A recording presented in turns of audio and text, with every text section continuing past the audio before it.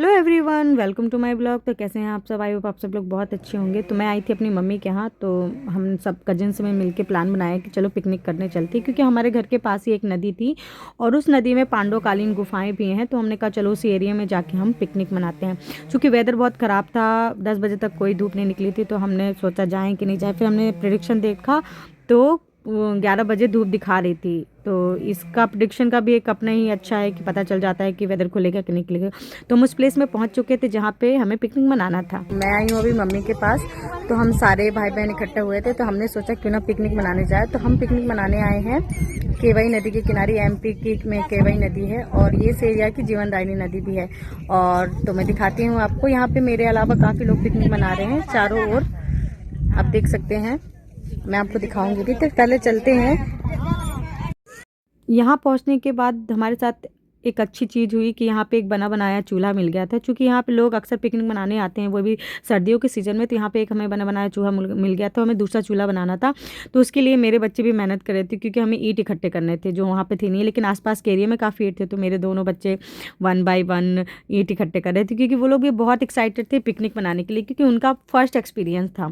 तो यहाँ पे हमारे बन रहे थे चूल्हा, जो मेरी सिस्टर बना रही थी, और एक चूल्हा तो मेरी मदर ने रेडी कर दिया था। दूसरा चूल्हा मेरी सिस्टर बना रही थी, क्योंकि हमें लगी थी भूख, क्योंकि हमने सुबह से कुछ भी ब्रेकफास्ट नहीं किया था। तो हमारा ये था कि चूल्हा जलाने के बाद जल्दी से हम कुछ बनाएं।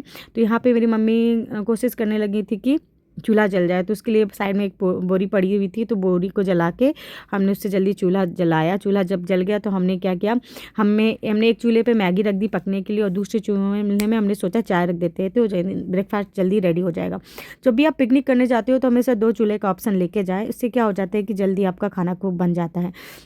यहाँ पे हमारे अलावा आप देख रहे होंगे चारों ओर काफ़ी लोग पिकनिक मना रहे थे। कम से कम 100 के अराउंड लोग वहाँ पे पिकनिक मना रहे थे। और सब इसी तरह आर्टिफिशियल चूल्हा बना के फिर उसमें आग लगा के खाना बना रहे थे, क्योंकि वहाँ पे बना बनाया खाना ले जाने का कोई मतलब नहीं है। आप वहाँ पे जाते हो, वहाँ पे कुक करके खाते हो ना, तो उसका एक अलग ही मज़ा आता है। तो यहाँ पे हम लोग बना रहे थे मैगी, और मैगी बनाने के बाद ये फ्राइम लेके आए थे बच्चों के लिए। तो हम ये फ्राई कर रहे थे ताकि बच्चों को बिजी रखा जा सके। और यहाँ पे हम चाय बना रहे थे। ये जो मेरी सिस्टर वो चाय बना रही थी, और ये फ्राइम तल रहे थे ताकि बच्चों को तब तक एंगेज रखा जाए फ्राइम और चाय के थ्रू। और फिर हमने मैगी बनाना स्टार्ट की। हमारी मैगी बन रही थी और देखने में बड़ी टेस्टी लग रही थी। आप पहाड़ों के इलाके में जाते हो तो आपको मैगी यूजुअली सभी को पसंद होती है। आगे कंटिन्यू करेगा मेरा बेटा, क्योंकि वो बार बार बोल रहा था मम्मा मुझे भी करना है।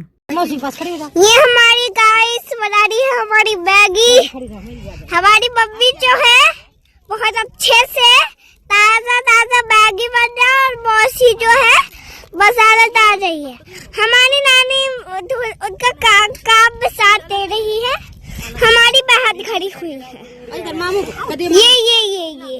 ये है ये मामू ये हमारे मामू है, जो वहाँ मंदिर की तरफ देख रहे हैं। बस हो गया, बंद कर दो।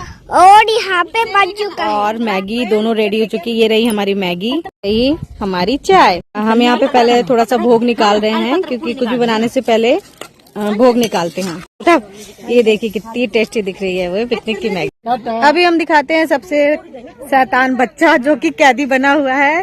ये कौन है? ये बाबू है। हाय कलो।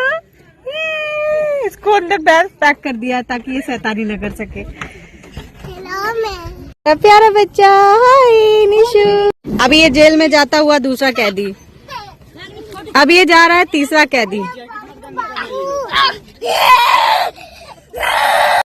यहाँ पे हो रही है हमारी मैगी की सर्विंग। हमारी हो रही है चाय, छन रही है,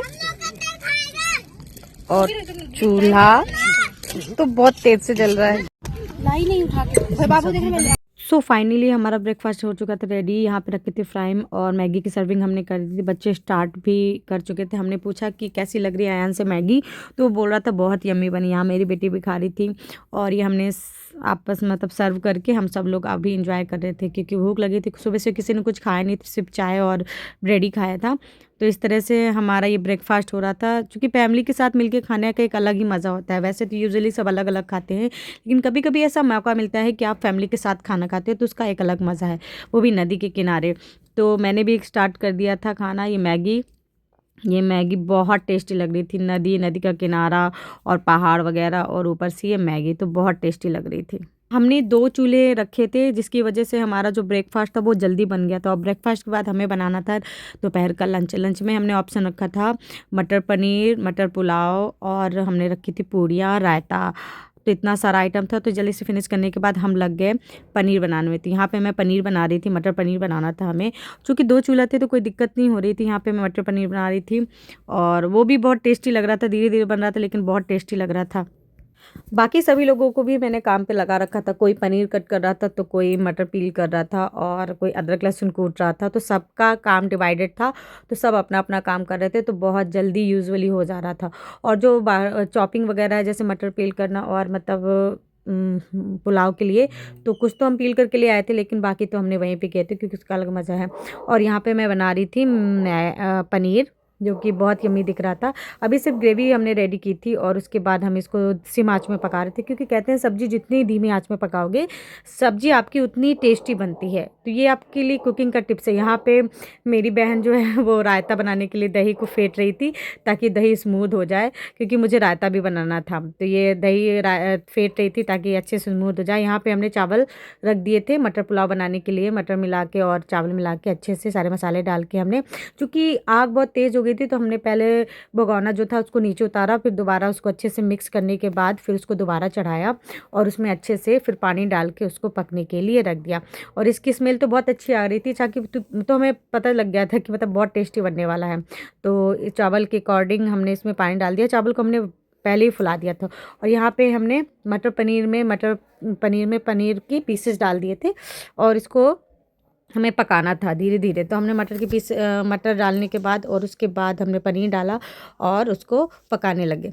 अभी हम जिस नदी के किनारे पिकनिक मना रहे थे, ये जो नदी है ये भी अपने आप में एक रहस्यों का खजाना है। इसकी भी स्टोरी है जो आपको मेरे नेक्स्ट ब्लॉग में मिलेगी। अभी तो ये पिकनिक का ब्लॉग है, आप इसे एंजॉय करिए।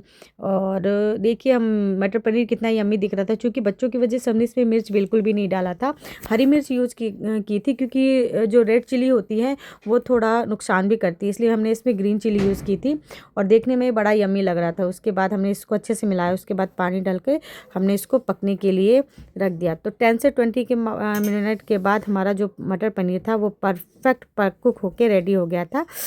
तो लेकिन इसको चलाना था, क्योंकि बीच बीच में चलाते रहना था, क्योंकि आग जो थी वो बहुत ज़्यादा तेज़ थी। अगर हम थोड़ा सा भी ढील देते या थोड़ा सा भी ध्यान नहीं देते तो जो सब्ज़ी थी वो पूरी तरह से जल जाती। तो एक लोगों को उसी मतलब चूल्हे के पास बैठ के हिलाना था, जो काम मैं कर रही थी।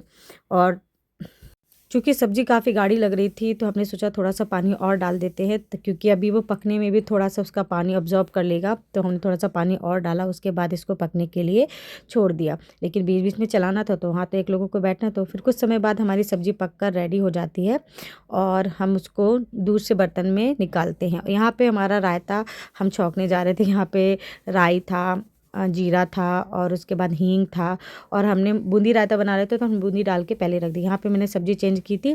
उसके बाद हम इसके साथ धनिया के साथ हमने उसकी गार्निशिंग की और देखने में उसको बड़ी यम्मी लग रही थी, बड़ी टेस्टी बनी हुई थी। तो हमने गार्निशिंग करने के बाद हमारा नेक्स्ट स्टेप था कि हमें रायता को मतलब छौंकना था। हमारे यहाँ छौंकना ही बोलते हैं और कहीं कहीं जो बघाड़ना बोलते हैं। तो जैसा देश वैसी लैंग्वेज होती है। तो यहाँ पे अच्छे से धनिया कट करके हमने अच्छे से डाल दिया था। उसके बाद हमने क्या किया, हमने रायते को जो छौंक मारा था, हमने लहसुन को कूट के उसमें मिला दिया था। और यहाँ पे हमारे जो मटर पुलाव थे वो एकदम खिले खुले बने थे, बड़े टेस्टी दिख रहे थे।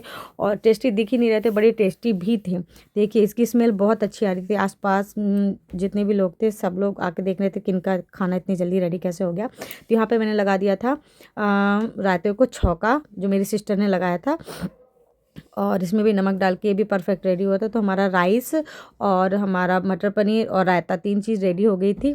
और हम ये जो मटर पुलाव था उसमें भी हम थोड़ा सा धनिया के साथ गार्निश करके उसको अच्छे से प्रॉपर मिला रहे थे ताकि इसमें हो जाए। और यहाँ पे हम पापड़ लेके आए थे, हमने पापड़ फ्राई किया। और एक आप सब कुछ रेडी हो गए थे तो बता बाड़ी थी पूड़ियाँ की, तो एक सिस्टर आटा लगा रही थी और दूसरी पूड़ियाँ बना रही थी।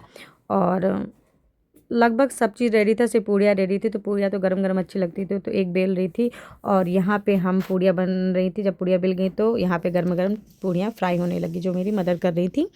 और इस तरह हमारा मतलब जल्दी ही 2 बजे 2:30 बजे के लगभग हमारा पूरा खाना रेडी हो गया था।